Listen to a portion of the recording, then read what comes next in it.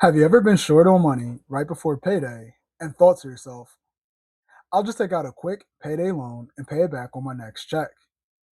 Sounds harmless, right? But for a majority of people, this quick fix turns into a cycle that's hard to break. Welcome back to the channel. I'm Joe, a licensed, certified public accountant with over 15 years' experience in corporate and public accounting. I have an extensive background in accounting, audit, and taxes, and I'm all about helping you take control of your money by living smarter. Be sure to subscribe to the YouTube channel and turn on all notifications. And check out the blog site where we post every Monday, Wednesday, and Friday. Today, I want to show you why payday loans are so dangerous, and more importantly, what you can do instead. Because there's always better options, even when you feel like there isn't. So, we're going to break down how payday loans actually work, why they're so expensive, and practical alternatives you can use instead. So, let's get into it. Let's start with what is a payday loan? Payday loans is one of those financial tools that seem like a solution but often create much bigger problems. Payday loans are short term loans, usually for small amounts of money, meant to be repaid on your next paycheck. Sounds simple enough. You borrow money today and you repay it in a week or two. But here's the catch: these loans often come with extremely high fees and interest rates. And instead of solving financial problems, they usually just delay it and make it more expensive. Next, let's go over why people use payday loans. Now, let's be honest. People don't use payday loans because they want to. They use them because they feel stuck. Some common situations in which people use payday loans is for car repairs they didn't expect, rent that is due before payday, utilities that are about to have their services shut off, and emergency expenses where they weren't saving. In that moment, it feels like there's no other options. And that's exactly why payday loans are so risky. They target urgency and stress. Why payday loans are risky? Because they have very high fees and interest along to them. They're usually short-term repayment times and they're easy to reborrow.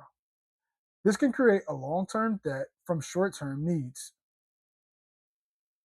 So, what's the real cost of a payday loan? Here's where things get dangerous. Payday loans are expensive, often far more than people realize. You might borrow a few $100s, but end up paying back significantly more in fees. And if you can't pay it back on time, it often rolls over into another loan. That's where the cycle starts. First, you borrow, you pay the fees, you can't fully repay the payday loan, and then you borrow again. And suddenly, a short term problem becomes long term debt. This part is pretty important. Let's go over the debt trap cycle. Alrighty, now let's look at what they call the debt trap cycle. It usually looks like this. You first borrow the money to cover some sort of expense. Then the next part of the cycle is your paycheck is short because you have to repay that payday loan.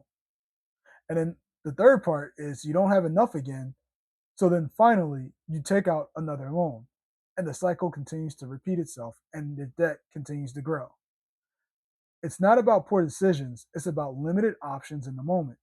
But there are better ways to handle this. Let's look at some of the alternative options instead of getting that payday loan. Option number one is to negotiate first. Before you borrow money, always ask, can I delay or negotiate this payment? Many of companies will extend due dates or even allow you to choose your own due date, set up some sort of alternative payment plan, and even waive late fees in some cases. This alone can eliminate the need for a payday loan. Option number two is to start building that emergency fund. Even just saving between $200 and $500 can change everything. Why? Because most payday loans are for small emergencies.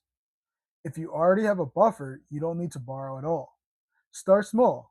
Maybe you save $10 a week, maybe $25 a paycheck. Build consistency over time. And even check your spending to see where you can cut back to save that $10 or $25 a week. Maybe instead of getting coffee 5 days a week, maybe you bring your own coffee 2 days. Maybe instead of eating out to lunch for 5 days a week, maybe instead make your lunch and bring it in maybe 2 or 3 days a week. That small amounts mean savings to build that emergency fund. Option number three is something many people don't consider or just don't even know that those resources are out there. Let's take a look. And that option number three is community and assistance programs. Local assistance programs do exist. Depending on your situation, you may have access to utility assistance, rental assistance, community support programs, and nonprofit financial helps. These exist specifically to prevent people from turning to high cost loans and to help you to save more of your money and get you on the right track. You just have to check with your local community agencies to see what's available for you and your situation. A good place to look for a lot of these is through either your local government website or if you have a local community center or school resource that's within your community. If you're dealing with bills, always ask for a payment plan. Option number four is to ask for a payment plan. Most creditors would rather work with you than have you fall behind completely.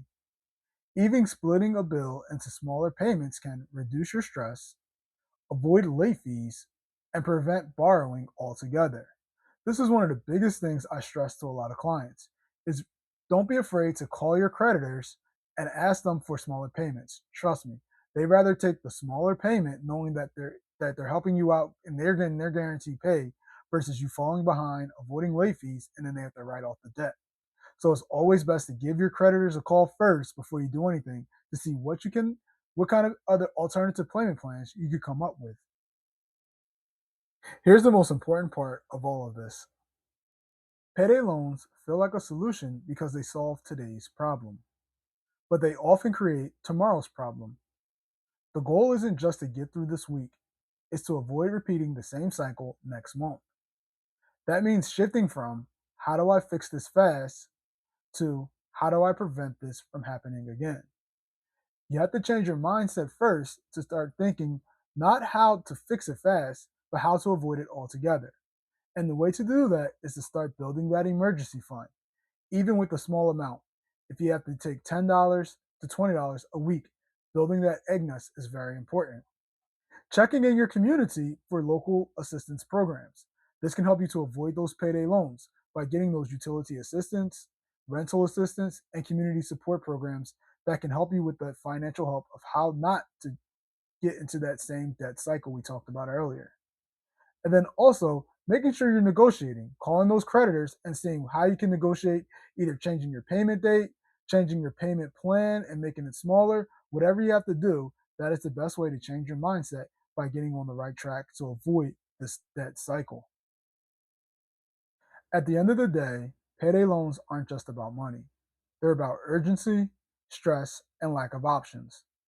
But the good news is you always have alternatives, even if it doesn't feel like it in the moment. And the more you plan ahead, the less you'll ever need them. So remember, the biggest thing and the biggest takeaway from this is making sure that you're always planning ahead. That's why it's important to make sure you're budgeting and you're creating a plan and goals for yourself. If you want to learn more about plans and goals for financial budgeting, check our YouTube channel. We have plenty of videos on how to budget and how to plan your financial future. If this video helped you out, be sure to hit the like button and drop a comment below letting us know what you thought of it. And be sure to subscribe and come back for more personal financial guidance.